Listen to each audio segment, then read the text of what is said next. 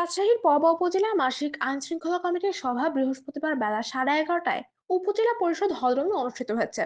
সভায় প্রধান অতিথি হিসেবে উপস্থিত ছিলেন পবা মোহনপুরের সংসদ সদস্য অ্যাডভোকেট শফিকুল হক মিলন এমপি।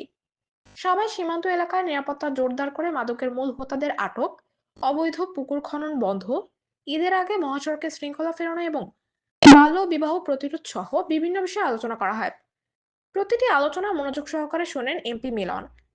তিনি বলেন, সমাজে মাদক একটি বড় সমস্যা। এই সমস্যা দূর করতে মাদকের মূল হোতাদের আইনের আওতায় আনার নির্দেশনা দেন তিনি। এছাড়া অবৈধভাবে পুকুর খননকারীদের বিরুদ্ধে জিরো টলারেন্স নীতি গ্রহণের আহ্বান জানিয়ে তিনি বলেন, যে দলেরই হোক না কেন অবৈধ পুকুর খননের সঙ্গে জড়িতদের আটক করে আইনের আওতায় আনতে হবে। রাস্তাঘাটে শৃঙ্খলা ফেরাতে ট্রাফিক বিভাগকে প্রয়োজনীয় ব্যবস্থা গ্রহণের নির্দেশ দেন তিনি। এমপি মিলন বলেন, পবা শহরের প্রাণকেন্দ্র। এই উপজেলাকে একটি সুন্দর ও মডেল উপজেলা হিসেবে গড়ে তুলতে সবার সহযোগিতা প্রয়োজন। উপজেলা নির্বাহী কর্মকর্তা আরাফাত আমান আজিজের সভাপতিত্বে সভায় বিশেষ অতিথি হিসেবে উপস্থিত ছিলেন পবা উপজেলা বিএনপির আহ্বায়ক আলী হোসেন, সদস্য সচিব অধ্যাপক আব্দুর রাজ্জাক, নওহাটা পৌর বিএনপির সভাপতি রফিকুল ইসলাম রফিক, পবা উপজেলা বিএনপির যুগ্ম আহ্বায়ক সুলতান আহমেদ, পবা উপজেলা প্রকৌশলী মকবুল হোসেন ও সহকারী কমিশনার ভূমি মেহেদী হাসান। এছাড়া বিজিবি, বিভিন্ন থানার কর্মকর্তা এবং উপজেলা পরিষদের বিভিন্ন দপ্তরের কর্মকর্তারা সভায় উপস্থিত ছিলেন।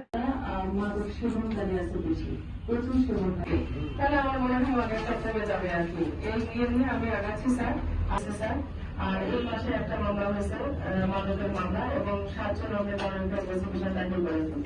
এর প্রবণতাটা অনেক বেশি বেড়ে যায় স্যার রাস্তাঘাটে এবং যারা রাস্তা বেড়াতে। আমরা ইলেকশনের আগে যেভাবে আমরা চেকপোস্ট জোরদার করেছি, ঠিক সেইভাবে আমরা এখনো জোরদার করে চালিয়ে যাচ্ছি স্যার। বিষয়টা হচ্ছে স্যার, অনেক মানে ডিসপ্লের কিছু ছেলেপেলে থাকে যারা টিনেজ বয়সে মোটরসাইকেল এবং হেলমেট বিহীন এবং আপনার 3 জন একদম দ্রুত গতিতে বের করার গতিতে তারা চালিয়ে যায় স্যার। এই ক্ষেত্রে যখন আমার পুলিশ মানে যাবে এরকম আর কি, মানে খুব মানে রক্ত গরম আর কি এভাবে কথা বলে না, বাসগুলো ফেস করে আর কি, টাইসও ফেস করি এবং হাইড্রোলিক হন ইদানিং আবার বেশি হচ্ছে আর কি। এই বিষয়টা স্থাপিত জোরদার করলে আমার মনে হয় আমাদের পক্ষ থেকে আগে আমি আইন শৃঙ্খলা কমিটিতে যেহেতু সমস্ত যে গণ্যমান্য ব্যক্তিগণ এখানে উপস্থিত আছেন, সবাই আমাদেরকে সহযোগিতা করবেন এবং আশা করি এই বিষয়ে কারো কোনো নেগেটিভ মন্তব্য থাকার কথাও না, যে না এটা ঠিক না আর কি। মুক্তির কেন্দ্র করে এবং রমজানকে কেন্দ্র করে যাতে আমরা থানা এলাকায় কোনো ধরনের চুরি ছিনতাই এই ধরনের কোনো ঘটনা না ঘটে সে বিষয়ে তৎপর আছি স্যার। এই বিষয়ে আমি আমার সকল সহকর্মী আইন সেবা অধ্যক্ষের আইন সেবা। স্যার, আপনি যেহেতু এখানে আছেন স্যার, আমাদের কথা বলার সুযোগ হয়েছে এই পুনর্বাসন প্রোগ্রাম। একটা কম্বাইন টিম ছাড়া মাদক দমন করা আসলে খুব কষ্টকর। এটা আরএমপি তে উত্থাপন হয়েছে, সব জায়গায় এটা আলোচনা হয় স্যার। একটা টিম গঠন করে যদি তৎক্ষণাৎ মানে নির্দিষ্ট কোনো জায়গায় যেন মাদকের স্যার যতদিন দৌড়াবো আমার মনে হয় না আমি একা বা ইউনো স্যার একা বা আপনি একা এটা স্যার থামাতে পারবেন। এগুলোতে সমন্বিত হলে সবাইকে নিয়ে একসাথে বসে কাজ করতে চাই। মহোদয় যথার্থই বলেছেন যে দুটো বিষয় বলেছেন, একটা হচ্ছে আমাদের নিষিদ্ধ বিষয়ের প্রতি আমাদের আকর্ষণ বেশি।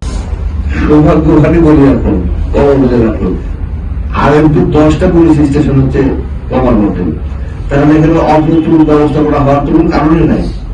রাত্রেবেলা কাটবে এটা খোলা দেখানো যাবে না, রাত্রেবেলা দিনে হোক যখনই এ ব্যাপারে যদি অনুমতি না থাকে, কেউ যদি পুকুর কাটে এবং এর সাথে যারা সম্পৃক্ত থাকবে তাদের প্রত্যেককে অনুমতি মিলবে, তাদের একটা এরপর থেকে রেফারেন্স হয়ে যাবে যে এরকম কোন প্রতিষ্ঠান এটা আপনাদের সবাইকে আমরা অনুরোধ করলাম।